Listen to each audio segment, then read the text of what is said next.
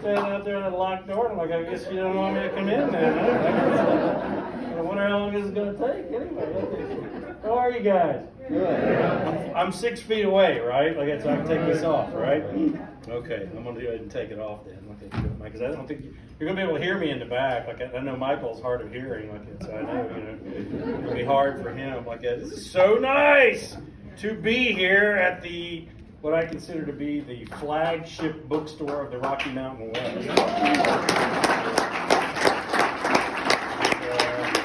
Yeah, I mean, I remember the Cold Dish. Like, my very first book. Like, I remember being here, for goodness sake, 17 years ago. That seems like a very long time. Like, and I have to be honest with you. I have a rib here on my right side that thinks it's been very much longer than that. I don't know if you guys have heard the story or know what happened to me like that, but about 3 days before I got ready to leave to go on a tour, I was doing some horse doctoring, and I got a little confused, evidently, because I thought that since this horse was over 20 years old, that he would be sensible. No, it doesn't at all. Like, I mean, age and sensibility just don't seem to walk hand in hand like that at all. Like, and so he had like scuffed off like at the top of the crown, where his hoof is. And so I had a bucket of Epsom salts. Like, and so my grandfather was a blacksmith and everything, so I kind of consider myself to be kind of a jack veterinarian. And so, I, was trying to get his foot in the bucket, trying to get him to like, just, relax and soak it, and get it all cleaned out and everything. And so I got him sitting there, and he's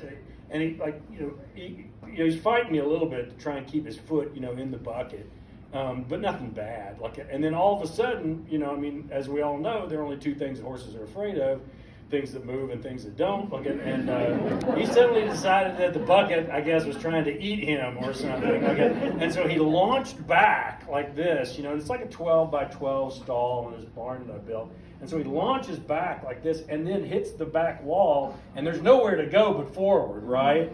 Well, I made the mistake of standing up, and I'm like in the passageway for him to get out of the barn, right? And I have labored under a number of delusions in my life, one of them being that I'm indestructible. And let me tell you what, if you ever have a sense of indestructibility, let me tell you, having a 1,000-pound animal run over top of you will get rid of that thought just immediately.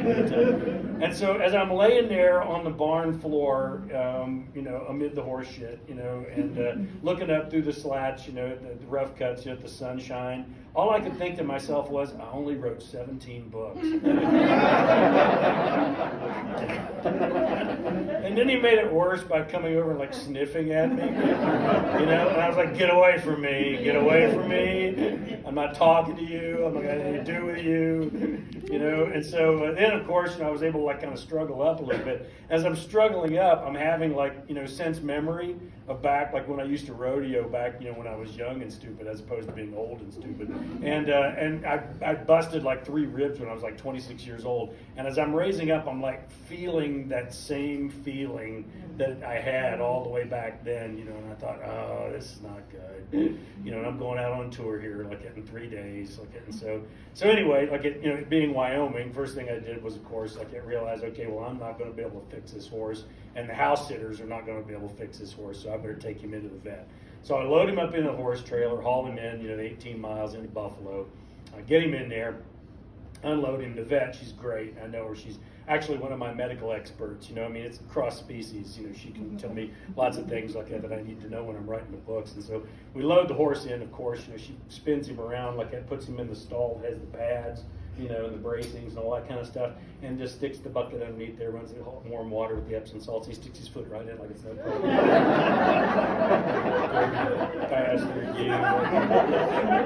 So he's standing there like, and so I'm standing over the side like this. I'm kind of like doing this, as I'm standing there watching her, and she turns around, she looks at me, she goes, "Are you all right?" And I'm like, "Yeah, I'm good." She goes, "You don't look good." Like, and I said, "Yeah, well, I think he kind of," she said, did he hit you? Like, and I said, "Yeah, he was just trying to get out." Like, and he just, kind of like clipped me as he was going out. Like, and she comes over like that, and she's like, "Where?" Like, and I said, kind of here, okay, there, and then also kind of around back here, right there. And she kind of feels on it. I'm like, yeah, that's it. And she goes, well, okay, the good news is that you didn't break the rib, you torqued it on both ends, on the front and the back, okay, you know, so. Yeah, no, it sounds really good. Okay. And then she said, then the bad news is you didn't break the rib, you torqued it, you know, and so it's going to hurt on like the connecting tissues at the sternum, like, and then also on the back where it reconnects, you know, to the, you know, to your rib cage back there. And she looks at me and she goes, doesn't it hurt? I said, yeah. Like, and she goes, no, I mean, really, doesn't it really hurt? And I was like, yeah. And she goes, did it ever cross your mind to go to the ER, to the hospital or anything? I was like, no. And I said, look, you know, when I was 26 years old, all they did was give me extra strength Tylenol and then, you know, take adhesive bandages and wrap them around my chest. Like it. And so if I go in there today, what are they going to do? And she said, they're going to give you extra strength Tylenol and give you some wraps to go around your chest. I was like, well, I will just as soon forego the 6 hours and $6,000 if that's going to cost me, okay? So I kind of bailed on that one like that. But yeah, it's been, you know, I've been like, I can't sleep on the one side, you know, and every time I think it's getting better, I'll reach out and try and pick something up or do something. So if I wince, you know, tonight, you'll know what it is. It's not, I'm not wincing at you guys, and I'm not wincing hopefully at the book, okay, although that's something that we all writers do, is rewrite the book when you're reading from it, okay, but that's what that's all about, okay, but this is wonderful for me to be here, and it's wonderful also to look out and see some familiar faces, for goodness sake, okay, I feel like I've been hiding out. The big question I've been asked in the last year or so, like that is like, you know, what kind of, you know, effect has the quarantine had on you? And I'm like, you do know I like go into an empty room and write about my imaginary friends in a town of 25, right? I was looking at them, I got to play along with it a little bit. I'm always like, is there something going on I should know about?